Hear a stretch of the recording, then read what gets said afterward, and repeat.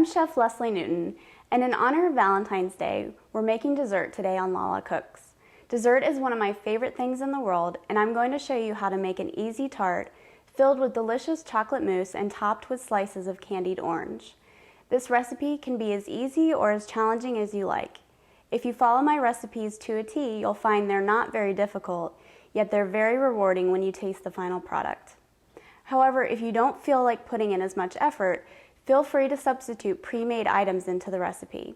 For the tart shell, you can easily buy a pre-made pie or tart shell and use a pie tin. And for the chocolate mousse, you can buy a pre-made chocolate pudding or mousse as well. I hope you'll choose to make the full recipe, but if you don't, this is still an incredibly tasty recipe.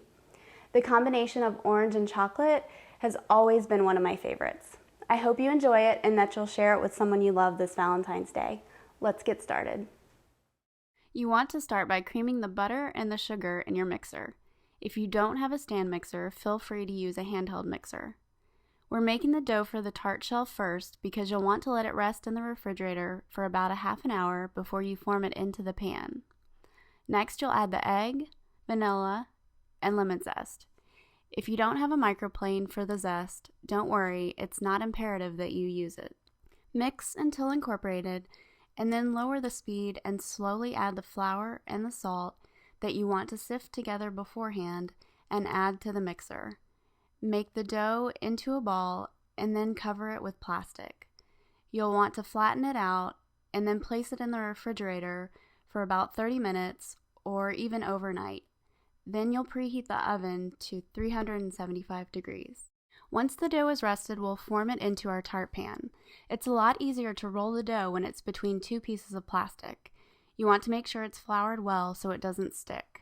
A good tip is to roll it back onto the rolling pin to carry it over to your pan and then push in the sides until it forms to the pan. You can use whatever size tart pan you want. You want to make sure there are no holes, and if there are, you patch them up with extra dough. Lastly, you'll poke holes in the bottom with a fork so it doesn't bubble up. Then cook in the oven 20 to 30 minutes or until golden brown. Next, we'll candy our oranges. I'm using a mandolin to slice the oranges into thin, even slices. However, you can easily cut them with a knife. They don't have to be perfect. If you don't regularly use a mandolin, you should use the handguard for protection. You want to leave the peel on. We're going to make a syrup, and we're using equal parts sugar and orange juice. You can easily substitute water for the orange juice as well. I'm adding some spices, some cloves, allspice, and a cinnamon stick.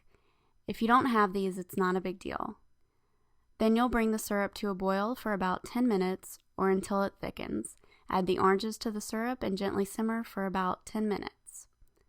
Then we're going to transfer the oranges to a wire rack to dry. Then you'll want to strain and reserve the syrup to add to the mousse later. Lastly, we're going to make our chocolate mousse, which will be the filling for the tart.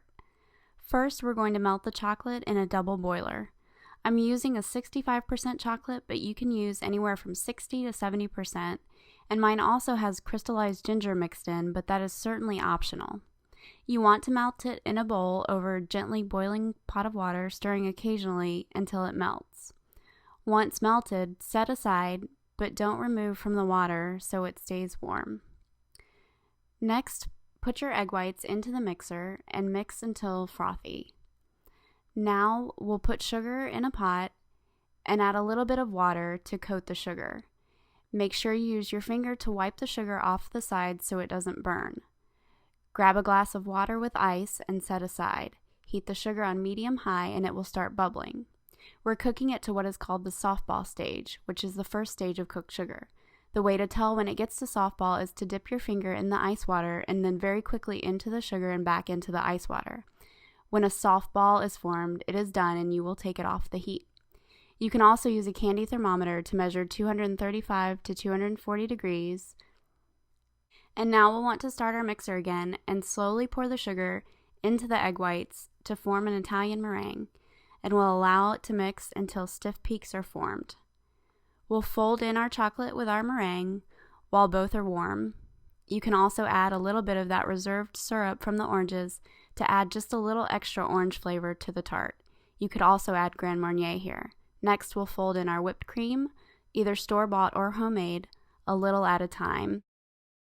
Now we'll fill the tart with our chocolate mousse and smooth it into an even layer. Then we'll take our candied oranges from the wire rack and arrange them into a pattern on top of the tart. This is a great opportunity to get creative and make whatever design you'd like for this dessert. Lastly, I'm brushing melted quince jam on top for a glazed look to the tart. You can use apricot jam or whatever you might have in your refrigerator. This tart is great served chilled or at room temperature. This is a beautiful tart that can be made incredibly simple by using some common store-bought ingredients. We hope you'll enjoy this tart with someone you love for Valentine's Day. Please don't forget to follow us on Twitter at twitter.com/lalacooks, become a fan on Facebook at facebook.com/lalacooks, and rate, subscribe, and comment on YouTube. Thanks for your support, and don't forget, as always, mangez bien.